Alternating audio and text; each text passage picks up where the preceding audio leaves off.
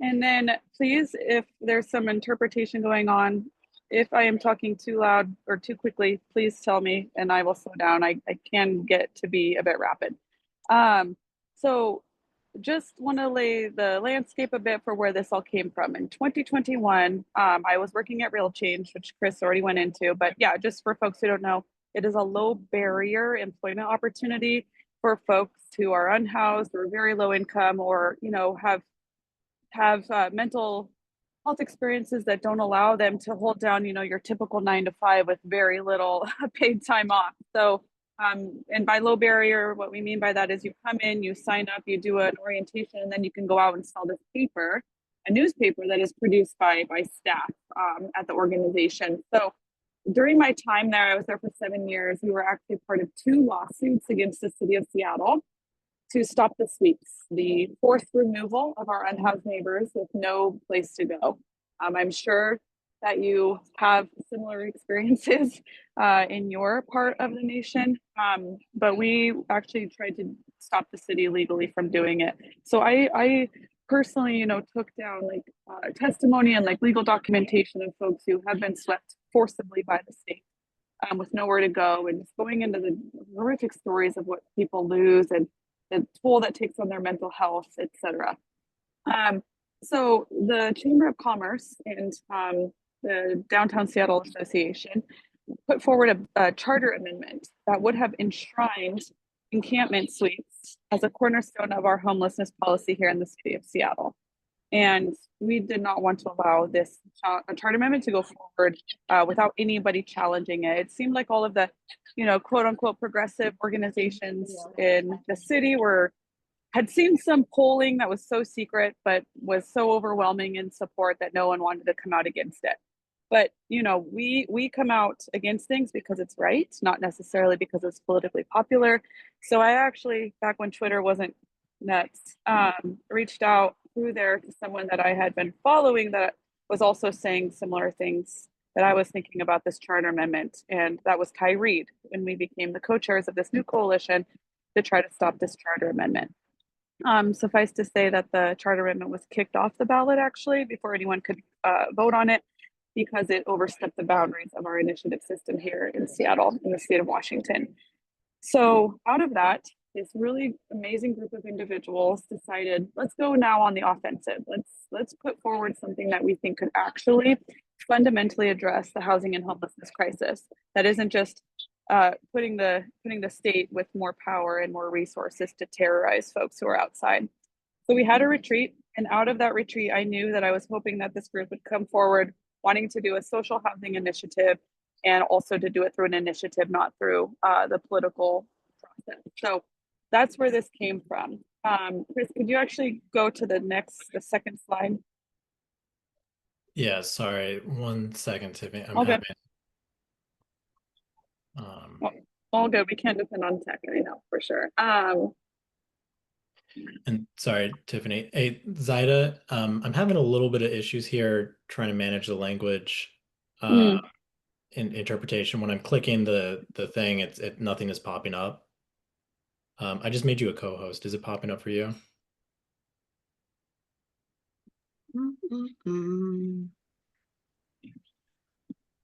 Okay. Great. I'm assuming was Vero, is that right? Okay. And then Vero, could you then make me a co-host after I make you the host?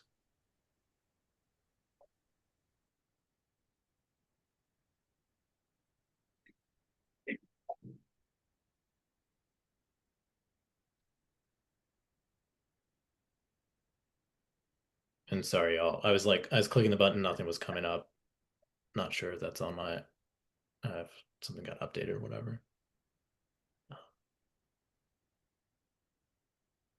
In Veto, I was trying to make Margot another interpreter, or put Margot in the channel.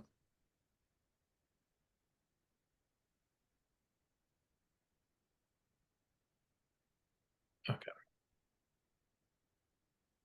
Great. Thank you. Thank you. Okay. So if you could just go back one, go to the first one again, whoever's doing that, thank you very much. I will just say two things before we kick into the rest. One is that the makeup of the group who started out with the No on Charter Amendment campaign, which now is our steering committee of our organization, are folks that did Stop the Sweeps work. So actually shows up when there is a sweep and like provides food, water, drives people to places that they need to go, or helps them to pack up their belongings, because the state doesn't do that, and oftentimes people's belongings are thrown away. It's also folks that work directly with unhoused neighbors, folks that do mutual aid. Also, the tech workers here in Seattle, they play a really crucial role. And then I would say abolitionists as well, folks that fought against a new youth jail and fought against the like tens of millions of dollars going into like upgrading this police facility. So just that's a background of the group that is also now the steering committee. And I will say from the get-go that we made a political choice to go the initiative route on purpose. I'm sure in the Q&A we might get into the benefits and like the cons of doing it this way and not getting local legislative buy-in the way that others are doing that nationwide. But we made a decision from the beginning that we wanted to go to the people. We wanted to use this as an organizing tool, and we wanted to create concentrated support in the voter population for a new housing model, and not rely on closed door meetings with electeds where maybe if they decided to put something forward, it would be a shell of its former self after the legislative process. Next slide.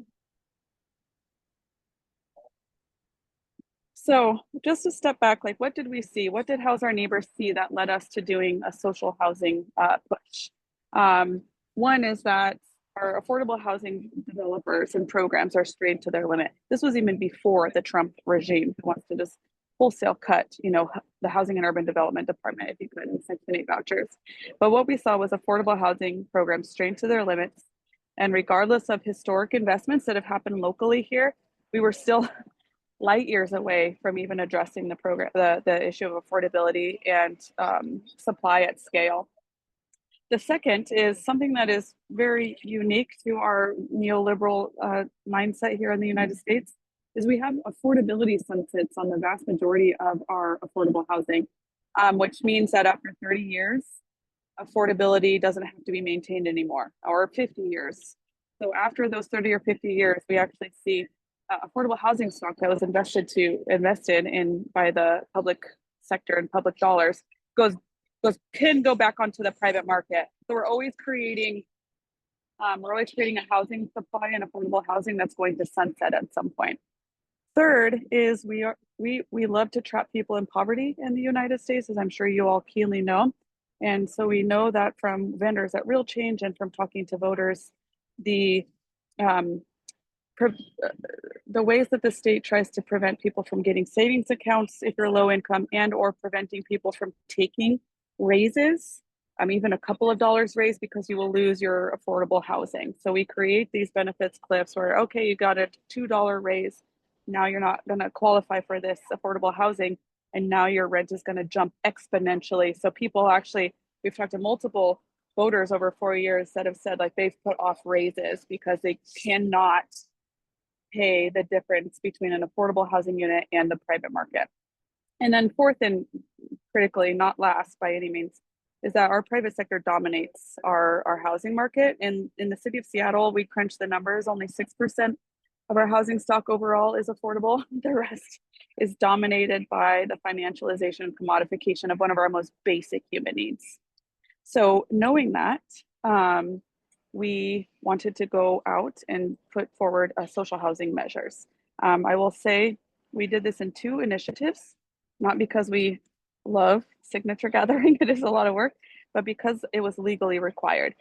In Washington state, you cannot create a developer and create a brand new progressive revenue source at the same time. That would violate our state's single subject clause. So we always knew that this was going to be a 2-step process.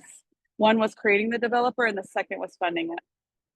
And then why we need social housing, I'm sure this is stuff you all already know, especially since you've already taken a vote to advance social housing through your national network. But just so you know how we define social housing here in Seattle, and this is more of an economic definition than anything else, but we'll get into the other parts of the initiative in future slides. But we define social housing as permanently affordable, publicly owned in perpetuity, free from market speculation and available to all. We will get into later, like the ways that we communicated social housing. One big one is talking about housing as infrastructure or housing as a public good, as opposed to an investment or an asset on a balance sheet. And then also critically, and we'll get into this in the communications part today, is social housing is not a replacement for another housing model. This is a yes and approach. We need affordable housing and we need social housing. We need community land trusts and we need social housing. We need rent control and we need social housing. We are so behind in so many ways. We need all the tools we could possibly have to start wresting land and property away from the private market. And then just finally on this, which I utilize a lot more in like a legislative space than a grassroots space, but thinking of social housing as public sector inclusionary zoning. Right now, we incentivize the private market to provide affordability in their units. And we give them bonuses or we give them tax abatements. But when you have a social housing developer who is there to create housing as public infrastructure, we're also creating inclusionary zoning where all of the equity that is created by that is then recycled into the public sector housing portfolio, not out to the shareholders of a private developer. Next slide, please. Okay, so getting into Initiative 135, the Seattle Social Housing Developer is what we created, and I'm going to go into the charter and part of the ordinance. Just so you know, these are all parts of Initiative 135, but I just broke them up just to highlight a couple of key facts. Next slide, please.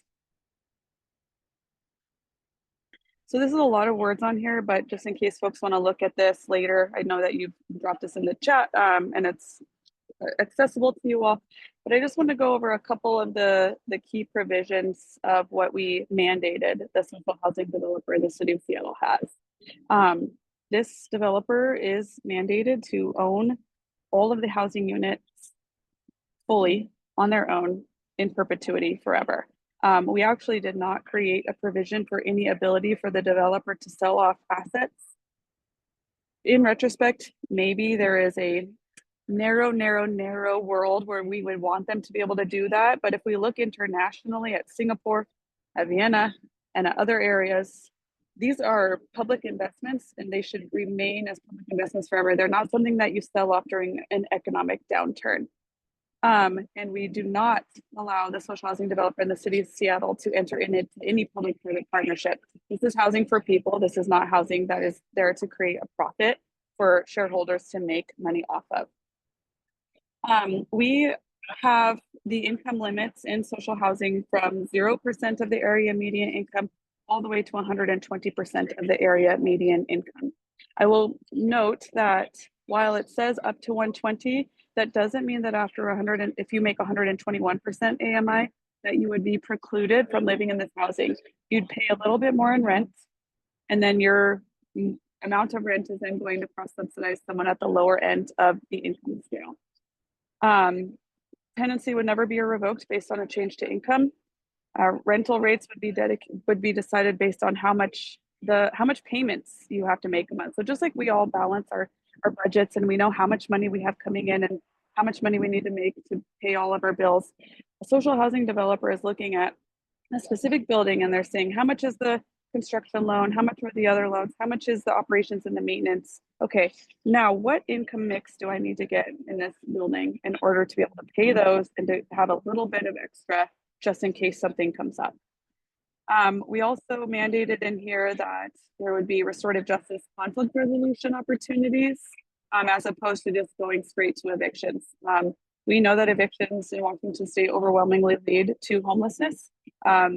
One of the Washington Can staff members in Washington Can, where Chris Burke, which is where we met, did a really great report on our Women's Commission about the pipeline from evictions into homelessness. And then we also mandated in here that all new developments would be built to passive house standards, which is one of the highest environmental standards globally, especially when we are in the Pacific Northwest and have now constant wildfire seasons. It is critical for our public investments in our infrastructure to be able to be climate proof, to be climate adaptive. And passive house has multiple wonderful benefits, but one big one is that it self-filters its air. So you have a complete seal on the building too, so you do not have to worry about wildfire smoke. You don't have to buy filters. You don't have to buy extra air purifiers. That is just built into the envelope of the building. And then one other thing that I think I accidentally cut off, which is a big one, is that we mandated in the governing structure that this would be a resident-led majority government or governance board. So it is a 13-member board, and 7 of those folks will be residents of the social housing developer. Now, there are no social housing buildings right now, but in the future, they will hold their own elections, and those residents will go and make a majority block on the developer board. Right now, it is our Seattle Renters Commission that appoints the renters to that board, but once that first building is acquired or constructed, it will be elections of the residents deciding who goes to make sure that their needs and desires are being met on this governing board. Next slide, please. 2 important sections that we included in this as well. One is because we knew we weren't going to be able to give this developer any money. We wanted to make sure that it wasn't a developer starting with nothing, that it was actually able to get up off the ground and hire staff and also pay the renters a stipend. We mandated in the charter that renters and other board members need to actually be paid for their time. We want to make sure that if we are going to have resident-led governance, that residents who are of all income brackets or have a child or whatever the background are able to participate without it being a financial burden. So we mandated in this initiative that the city has to pay 18 months of in-kind startup support. I'm making sure that initial staff salaries are paid, office-based supplies, legal support, etc. I will tell you, this has been the biggest slog to try to get the mayor in this city to uphold this section of the charter. Well, all of it, frankly, but this section in particular. And then finally, section 13, just because we do have a history nationwide, but also in Seattle, of recently selling off large swaths of public land to private investors for a quick buck. This is the strongest language we could put in the charter that requires a new process for the disposition of public lands, which does require the city to do a feasibility study anytime that city-owned property is being considered for the sale or gift of non-public use. I will also tell you that the city has not fulfilled this obligation, and we are continuing to investigate our legal options to mandate that. Next slide. Getting into the communications a bit. So still talking about I-135, but also just social housing in general. I'm going to share with you a couple of the talking points that we got throughout the campaigns that we had to answer and had to answer, in a really skillful way to bring people in and not just pit social housing against how we do affordable housing. While the steering committee that I represent, we definitely have very legit critiques of how we do affordable housing in this country. It was important to us to not alienate affordable housing developers and to continue to keep our focus and the public's focus on the private market that is gobbling up real estate, land, and our housing sector. So what we received from affordable housing developers and the general public was, we already do mixed income housing. This is redundant. You're going to create another bureaucracy. So we needed to do some, we needed to become educated and learn a lot more about how we do affordable housing. So I don't know if folks know a lot about Hope 6. I couldn't give you like a long answer about it. I will just say that in Seattle, we have a couple of Hope 6 projects. This was Obama's idea on how to like revitalize public lands after, decades long disinvestment in our public housing sector. So we had people in the public and affordable housing developers pointing to Yesler Terrace, pointing to New Holly and saying, these are examples of tremendous public-private partnerships. These are examples of what we should be doing. Why are you changing this? Why are you saying that these didn't work? Important to note that Yesler Terrace, New Holly, Rainier Vista, these were predominantly Black neighborhoods in the city of Seattle, where we had large swaths of public land that was disinvested in for decades. And then parts of that land was sold off to private investment in order to facilitate the Hope 6 project. And when you actually went to these Hope 6 project sites, what you saw was there are mixed income communities, are inarguable. On this piece of land, there are people of multiple income brackets. However, if you go to these project areas, you will see that there are separate buildings They're not mixed income buildings, which is what we're putting forward. They are, here is your affordable housing building that is clearly lower quality because paint is peeling or pieces of the exterior envelope are folding from like heat. And then you have your private market building on that side, which no one from the lower income housing side can get into.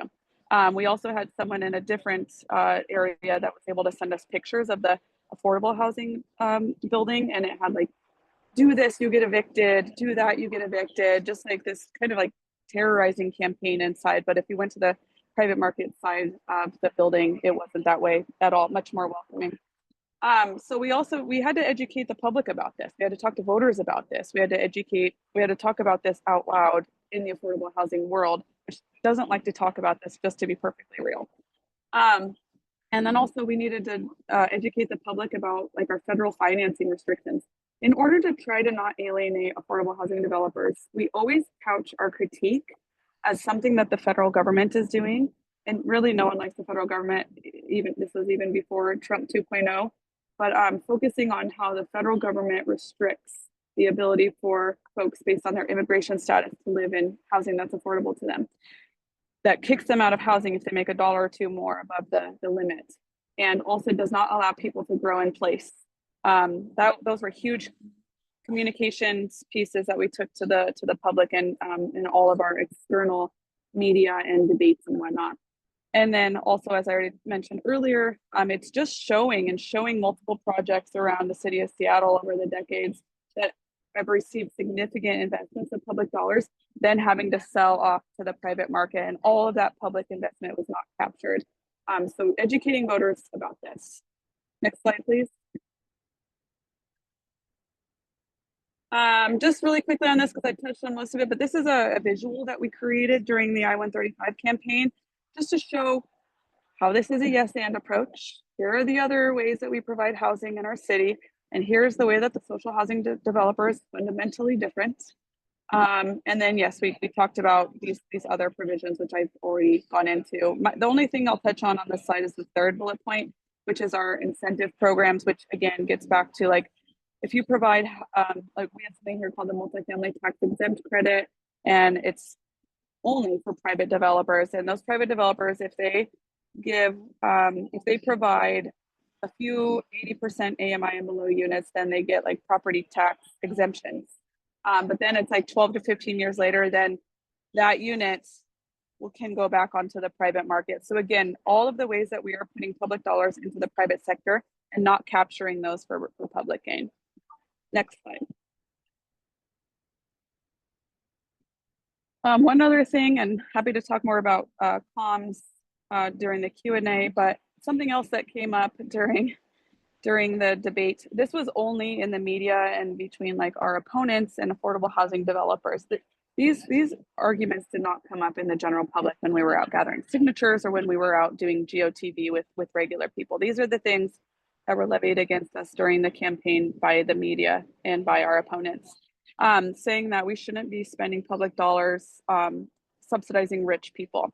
And by rich people, they mean, you know, bus drivers, educators, nurses, etc. So we needed to humanize those rich renters in order to show that our housing system is leaving more and more people behind. We need affordable housing to subsidize those in the most need, and we need social housing to A, prevent the pipeline into homelessness, and B, to stabilize our housing sector for everyone. So on the left side, you'll see two different op-eds that we had put forward by two coalition partners. One was frontline healthcare workers and talking about how they serve during COVID this city, but they can't afford to live in the city that they are serving. And the second op-ed that we helped to facilitate was by Otis, who is an educator in Seattle Public Schools, who does not live in the city and wishes that he could live in the city in which he teaches and be able to run into his students in the grocery store. So it's about also allowing for those folks to be part of the social fabric. And then we just showed also the amount of folks that are rent burdened and how it is increasing. Next slide, please. And then finally, I just threw this in, but we had a lot of fun with our visuals throughout the campaign. This sticker was really speaking to a whole host of issues that we wanted to convey. One is, imagine if your rent was actually going to like other individuals and public investment as opposed to your money going to a corporate landlord. We posted these all around parts of the city that are really amenable to social housing. And this was also just showing as well that social housing is a choice. Some people, I don't know, thought that we were going to turn into Soviet era Russia and we were going to mandate people live in social housing. But we were really clear that this is about a choice. Like, if folks that are tech workers want to spend their rent subsidizing folks that are at the lower end of the income scale, as opposed to a private corporate landlord, that should be a choice that is afforded to them. They should be able to choose where their rent money goes. Next slide. Okay, so that is Initiative 135. Again, that created the social housing developer, that created the governing board, and that created all of the charter of this public corporation. It is a public corporation, it's a public development authority, so it does also have the ability to bond, which is only going to help accelerate the acquisition and the production of housing in a couple years after the social housing developer isn't seen as a risky investment on the bond market anymore. So we won that, the first initiative by a 14-point margin, I believe, and set out to work trying to identify a progressive revenue source. We live in one of the most regressive tax systems in the nation, Washington State. We're like 49th. So it was really important to us to not keep burdening working folks and retired homeowners with more property taxes. We wanted to make sure that it was the wealthiest among us, Amazon, et cetera, paying this.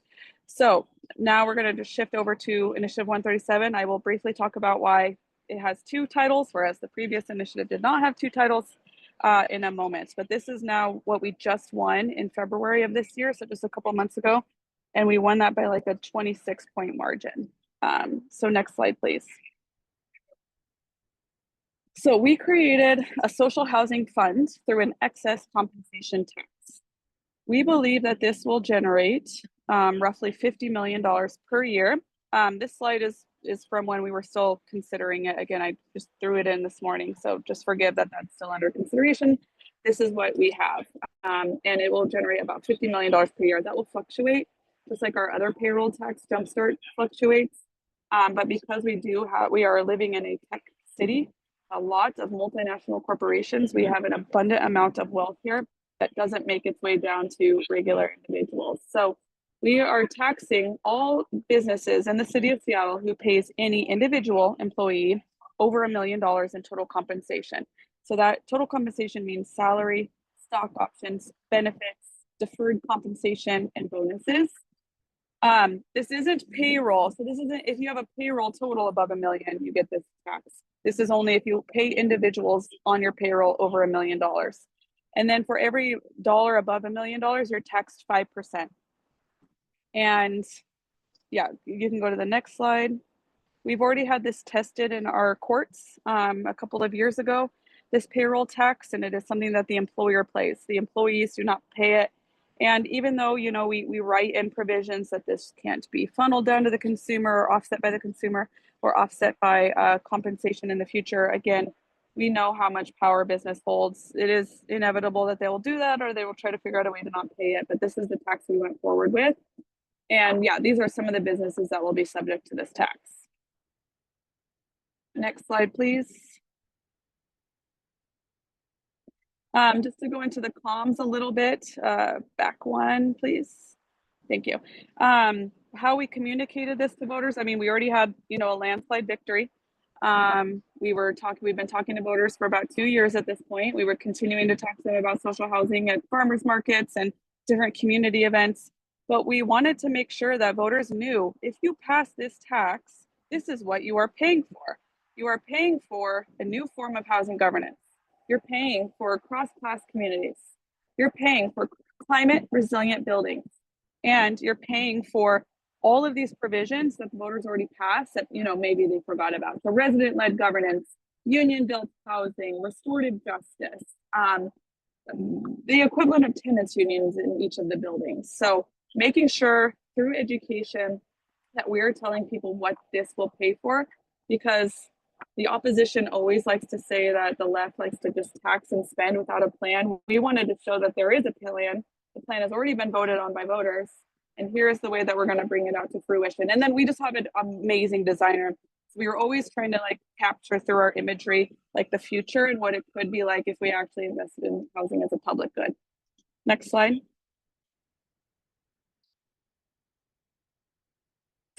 And then we were given a gift by Amazon because at the end, the opposition, the Chamber of Commerce and whatnot, they were opposed throughout this whole thing, but they didn't start dropping money until the last 21 days. 21 days is because that's the amount of time that ballots are in front of voters, because we are a mail-in ballot state. So in 21 days, the opposition spent upward of $850,000 against us.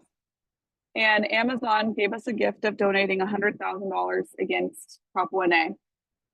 This is a gift because people in Seattle hate Amazon and hate Amazon trying to throw its weight around in local elections. We've seen that for the past 6 to 7 years here in the city. So we capitalized on this by telling voters rightly and putting these digital ads all over our two main newspapers here, The Stranger, which is much more lefty, and then also the Seattle Times, the establishment paper. We bought all these digital ads saying, don't let Amazon stop social housing. That way, for folks who are not paying attention and or we're paying attention and we're kind of confused over the options on which to vote for, this is what you vote for because Amazon is pumping money into the other one. Amazon does not support social housing. They don't want you to have it. Vote for what we want you to. And then, yeah, on the bottom left one, also Microsoft also donated $100,000. So there's the president of Microsoft there. There's Jeff Bezos. We also very much drew the parallels because this was right after Trump was inaugurated. With all of we put pictures out on our social media of like all of these billionaires standing behind Trump and making sure that people knew it was oligarchs that were trying to stop us from having social housing in the city of Seattle. Next slide, please.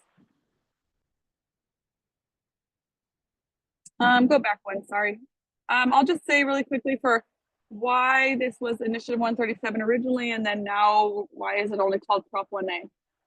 In the city of Seattle, when a voter initiative has enough signatures to qualify for the ballot, the city council has 3 options. The first option is they can pass it as is. That was never going to happen because our city council, the vast majority have been bought and paid for by these large businesses. The second option is that they just put it onto the ballot, just refer it to the ballot. That's what they did with the first initiative, just put it on the ballot. The third option is that they could put a competing initiative on the ballot. So because Amazon and Microsoft and these largest businesses, the Chamber of Commerce, just have an all access pass to most of our city council, we knew that they were going to put an alternative on because these businesses don't want to pay more money in taxes. So that's what they did. The day before the deadline for them to act, they put forward this alternative, Proposition 1B, which would have taken money from affordable housing developers to pay for social housing, which was the fear that affordable housing developers had from the very beginning. So then affordable housing developers are saying, oh, it's not the social housing people that are taking our money, it's actually the city.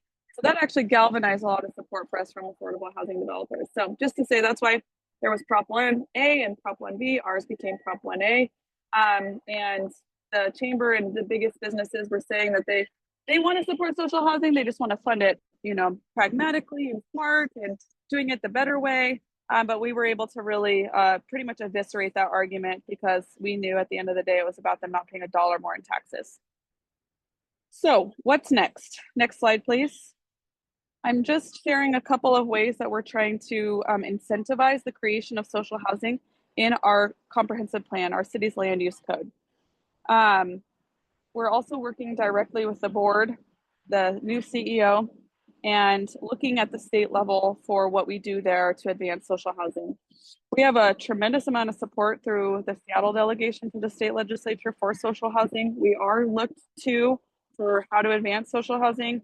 We are starting to talk to other cities and jurisdictions in our county about social housing. And I'll also say that because of the existential threat that the Trump regime poses across the board, but also specifically to housing, that I think that there is a lot more interest in this model now because we cannot rely on the federal government to fund our affordable housing needs at all. So that's a couple of things that we're working on. We are now an organization, no longer just a coalition. That's been for a couple years now. And we created an organization not because we need more nonprofits in the world, but because we knew that there was mass opposition in our elected leadership in the city of Seattle to this. So we wanted to make sure the social housing developer also had like this external advocacy organization that could rally the public when needed, which is needed, which to be honest, we've needed that a lot. But also to hold the social housing developer accountable. You know, it's not unlikely that in a couple of years, 10 years, decades, that the social housing developer starts maybe wanting to get rid of the resident-led governance, or maybe they want to not have all of the buildings be like climate adaptive. We will be there to make sure that they're upholding the will of the voters and running another initiative if we need to. So it's like the biggest support, but also a watchdog of the social housing developer. And because so much of our land is zoned to single family, white exclusionary single family zoning, we knew that we also needed this advocacy org to make sure that our land use policies reflect the need for social housing. So that's what I have, and I'll stop there.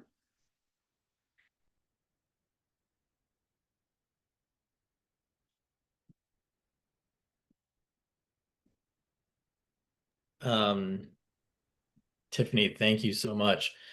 Tiffani, I just wanted to do a time check. So I know I was initially asking for an hour. How much time do you have to stay before we open Yeah, up? I'm so sorry. I took way longer than I wanted. I'm sorry. I still have like, 20, 25 minutes. Okay. Yeah. All right. So yeah, well, first let's just make, I guess, a little bit of space. So we have two folks who joined us, who weren't on at the beginning. So Kayla, if you're on, if you could just introduce yourself, and then we'll kick it to Mike. Hello, Kayla Miranda. I'm with Esperanza Peace and Justice Center in San Antonio.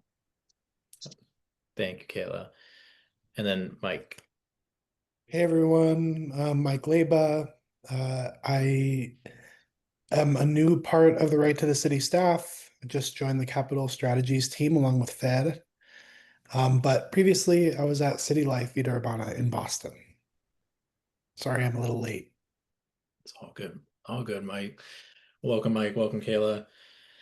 So yeah, y'all, just want to open it up. If anyone has any questions, I know I definitely have some follow-up questions, but want to make some space for folks. Hope, go for it. Oh my God, I have so many questions. Tiffani, thank you so much for this presentation. I'm calling in from the Bay Area. I'm the board president for the San Francisco Community Land Trust. We helped develop SB 555, which is our social housing bill for the state. And we've done a municipal study for social housing in San Francisco. So it felt like we have a lot to learn from each other. I was wondering, how many doors did you knock? Which neighborhoods did you focus on? And did you have any consultants? And then I have a series of questions after that, but Chris, you can take over. Yeah, we did not use consultants. We just talked to the people and have really rad people that like want to chip in. So we did not use consultants. We did pay for one mailer in the Prop 1A campaign. So I guess we technically used a consultant for that. But as far as our comm strategy, field strategy, all of that, that was all done just through us and our amazing partner. So Washington Community Action Network, where Chris used to work, huge partner, huge field support. They run incredible campaigns. How many doors we knocked? I don't remember for I-135, but for Prop 1A, we knocked about close to 40,000 doors, including what Washington Can also did. And what we did, because we already had this plethora of data from I-135, right, is our field director looked at the city, looked at all the precincts that were really, went really strongly for Initiative 135, and overlaid that with all of the people who signed both initiatives, and came up with like a social housing score out of that. And then we broke down our field strategy into like, these are the people we're going to knock doors on, and then these are the people we're going to phone bank, and then these are the people we're going to send like handwritten postcards to. So I will say that we spent also a lot of time knocking on apartment doors. If we had gone the traditional consultant route, they would tell us to stick to the single family areas with people that vote, but that is not how we won. We won because renters and other folks who don't have access to the housing that they need showed up for us to make this happen. One stat I'll just leave you with is we actually, like 20 or 30% of the people that we knocked doors on didn't vote in the last special election, the last February special election, but they turned out for us. And we knocked on their door because in February of 2023, they showed up to vote for I-135. In 2024, they didn't have anything to vote for on that ballot. So we went back to them and they voted for us in Prop 1A. So it's making sure that you're talking to the people who would benefit the most from this, who signed the initiative, and spending time knocking on doors of renters and folks who are usually left out of the consistent process of door knocking. Amazing. Yes, totally. +1 on not choosing consultants for that particular fact. We can't just be talking to white people all the time. I just wanted to thank you so much for lifting up resident voices and making the board primarily residents, a majority amount of residents. It's a point of tension a lot of the time with CLTs, especially in California, and ones I've worked with, where I've actually heard general and public board members say, if we give residents the predominant amount of control, then they'll rage the coffers of our nonprofit and just be detrimental to everything. So it's disgusting. And then thank you for also shooting for a stipend. I would highly recommend everyone check out their own state law. California has some pretty lenient ones. And then one more thing, sorry, Chris, the fund that's being generated through the tax, is that earmarked, or is that going into the general fund? Is it going into a pot of money that can be touched by legislators, or is it completely protected? Yeah. Great question. It is protected for 2 years. After 2 years, citizens' initiatives are able to be meddled with by the legislative and the executive branches. Again, why we have our own organization that is going to be watching that vigilantly. But for 2 years, it is actually taxed by the city. One other thing for why we couldn't create a tax in the first initiative was the single subject clause, but also public development authorities in the state don't have taxing authority. So we have to have the city be the taxer. And then we have that money going directly to the social housing developer, not through our Office of Housing. I could talk for a while about why we did that and why it was so critical we did not have it go through our Office of Housing. So yes, for 2 years after that, we need to be incredibly vigilant and make sure that no one tries to raid it, or that we go back to the voters to re-mandate that money goes to social housing. You're awesome. Thanks, Tiffany. Check.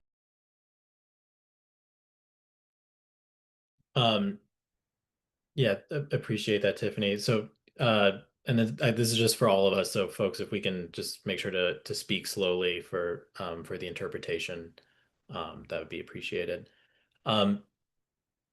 Tania, I'm just going to read your chat, the question you put in the chat, and then if you want to share anything, like any kind of context around this. But Tiffany, has the outreach that y'all have been doing, has it shifted as far as door knocking when working with the community? And so during this time, considering what has been happening with immigration, and where I'm pretty sure Tania is going, is one of the challenges a lot of our organizations have faced is just getting people to even answer the door, just out of fear of who's even coming. So yeah, this is, we're in a particular moment with a lot of ICE raids and stuff. Yeah. And we've had a lot of issues getting to folks on the door. Yeah. Sorry, and I saw Lady T. Tania, did you want to add anything to that? Yes, I would say too that just the demographic of our area has shifted, where at least half of our base are people that are considered immigrants. And so knocking, it just isn't the same, and we're trying to figure out how we can do this so that they can be protected, but also so that they can know what's going on and show up, when it's time to show up to do those votes and things. And I wasn't sure if you guys had to change some of what you were doing because of how drastic things have changed with the protection of our people. Word. Yeah, yeah, we did not, is the short answer, but because our vote was on February 11th, so it wasn't the same it was the same political situation, but it wasn't being exerted the same way. So we did not because of that. Now, yes, we would absolutely need to, and we would rely probably more on those handwritten postcards that were language accessible and culturally accessible to reach out to those folks, and or phone banking instead. So using, you know, our voter lists and making sure that we're calling people instead. But that it didn't shift all. We also, it's, you know, like El Centro de la Raza and other organizations here, they also were huge supporters and endorsers. So it's also encouraging them to reach their folks in the ways that they can that are safe. So I'm sorry, that's not like a super concrete answer, but it's just a bit different. Just a few months ago, my God. No, I appreciate the response. That was actually very helpful. So thank you. Oh, good. And Adrian, just before going over to you, y'all, at some point we should have someone from El Centro de la Raza in Seattle come through. So just it's a community center where the genesis of it is that organizers actually just went and occupied it when the city was trying to sell it off a number of years ago, and then turned it into this beautiful community space. So that's definitely something else that like we should like form a relationship with those folks. Adrian, thanks. You're next. Thanks, Chris. Appreciate it. Tiffani, amazing presentation. I really loved the communication strategy that you guys made, where you said that everybody should have the opportunity to choose where their rent money is going, like whether it should go to a corporate developer or whether it should go back into the community. I think that is so brilliant. Like I'm ashamed that we haven't been that creative in our messaging here, to be honest with you. Um, I did want to ask you how many ballot initiatives you have successfully led, and then whether or not you'd be willing to tell us a little bit about that work for the Florida Housing Justice Alliance, because we're working on a rent control ballot initiative for 2026. Amazing. You know, we've been talking, not recently, but St. Petersburg, there's a group of DSA folks that we've been talking to about social housing. So They're part of our alliance, the St. Petersburg oh, Tenant dig. Union. Yep. So yeah, Wonderful. we're all Wonderful. family here. um, yes, I was a campaign manager for both, but without the steering committee and all of our work groups and the tremendous support from everyone, of course, this wouldn't have happened. So these are the two. I have been part of another statewide initiative. I was the field director for that a couple of years ago. I just love ballot initiatives if you live in a state that has them, and they're a lot of work and they do cost money and resources, but man, there's nothing like showing the people like the power that they have to change their circumstances and organize and fight for something and to build a base through the initiative. I will say that we have like full presentations dedicated to communications, to like our field strategy and whatnot. Would love to share those and set aside time to talk about those. Just want to be here to like be able to provide insight to what has worked for us here, and yeah, maybe pose questions or provide strategies that folks are thinking of. Just like in the future, after you win that in Florida, we'll want to hear how you did that for us here locally. So let's keep the knowledge share going, and again, happy to share whatever we can and set aside time to talk about anything more in detail. Will do, and thank you. Not a question. Again, thank you, Tiffani. Really powerful work. And definitely, if you have those other resources, I think that would be really helpful to share with Chris and for us to be able to provide to others in our network. So definitely ditto that one. But I did also want to know, do you see anything unique about Seattle that made this successful that might be different in other cities? Yes, I think one thing is we have a group here called Tech for Housing. And so it is tech workers that make, you know, a lot of money, and they are fighting for housing justice. They also pony up their own money to help campaign. So this last campaign, we had over $60,000 of donations from like our tech siblings, we call them. They call themselves.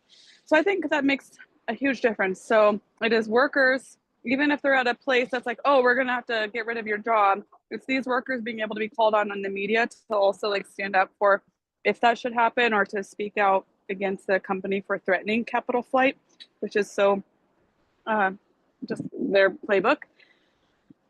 I will say also just like the steering committee that I have like the honor to be a part of, like folks that just believe in like a future that is a million times better than this one and is willing to fight for it and learn together, grow together, struggle together, and talk about the issues as they come up is invaluable.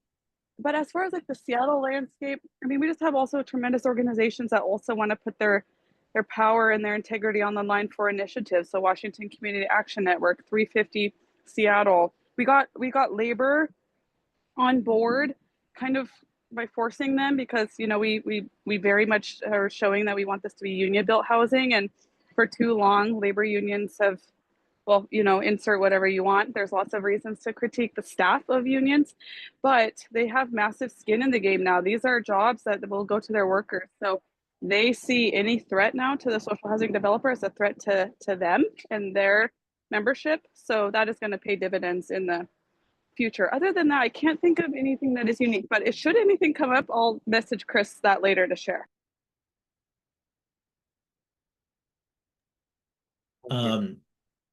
Tiffani, I appreciate it.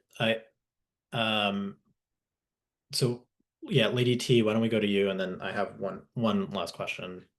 But Lady T, we'll go to you first. Sorry.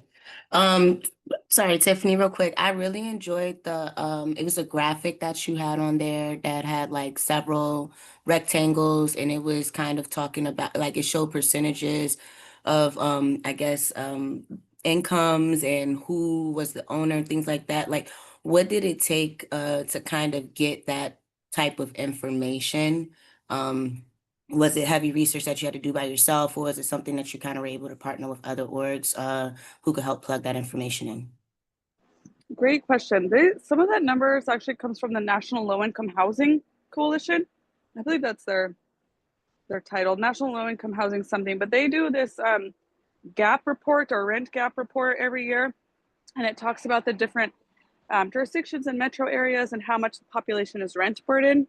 So it's pulling those and then putting them on a really cute graph with people that you would, you know, want to have coffee with to make it just really accessible to everyone and friendly. And, oh, let's make sure these people have housing.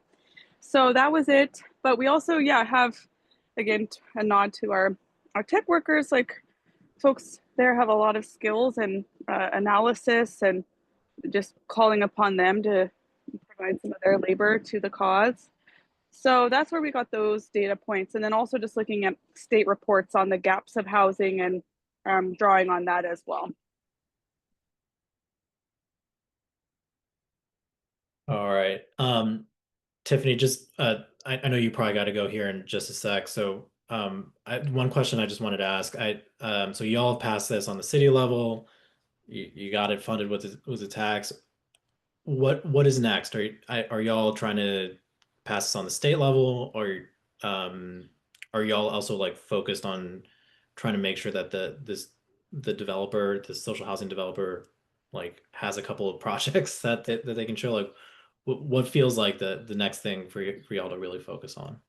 We are starting to focus on the state. Like tomorrow night, we have we're calling them road shows, social housing road shows. So we're going to talk to Redmond, Washington there about social housing. We've talked to Tacoma.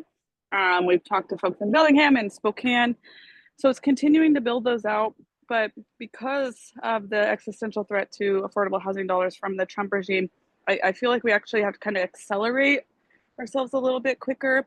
So we do have some state lawmakers that are really interested and looking to us.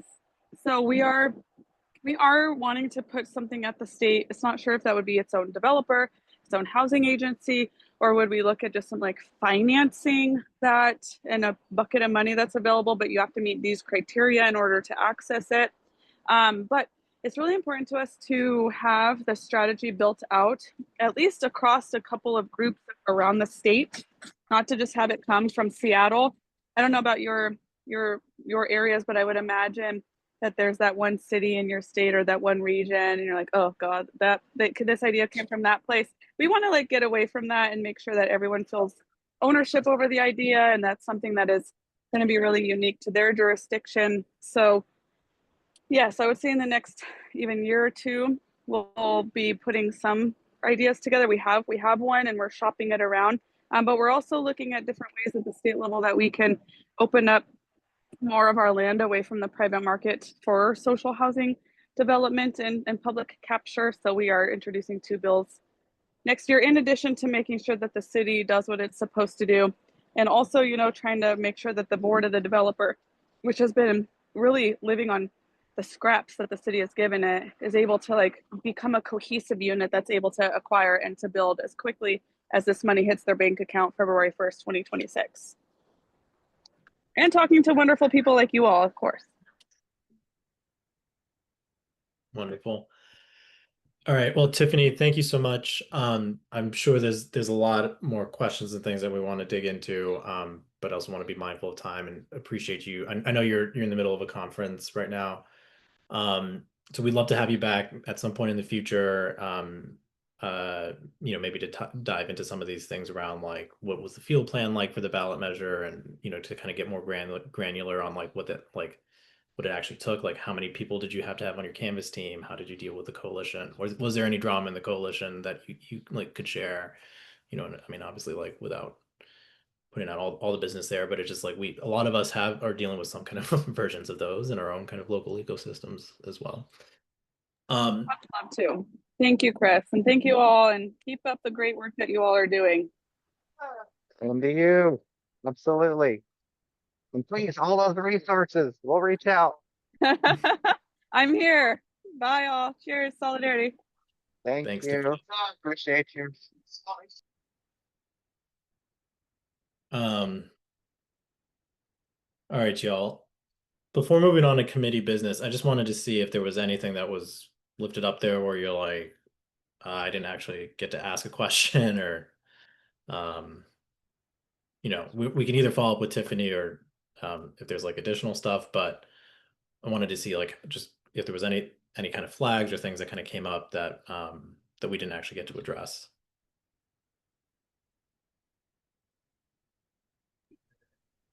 Maybe not like a question, but something to consider is, I mean, it's really interesting that how that fight in Seattle has a different poignancy because the villains are so kind of clear, you know? And a lot of the way, you know, in my experience, that like it feels like shadow boxing where you're trying to like have a villain, but you know, there's like the hedge funds and there's the bank, and so it's just like there's a lot of walled. It's hard to make a clear villain, and so I guess I'm wondering like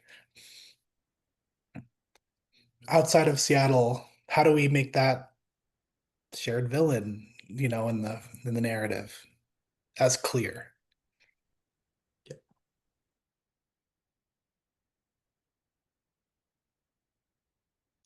Yeah, Mike, that is a great question. You know, and I suspect for some of our like cities and states, you know, we might have the equivalent of Amazon, but that's not necessarily the case in all places, you know. And sometimes those big corporations have a lot of good public will, you know. So there's also that.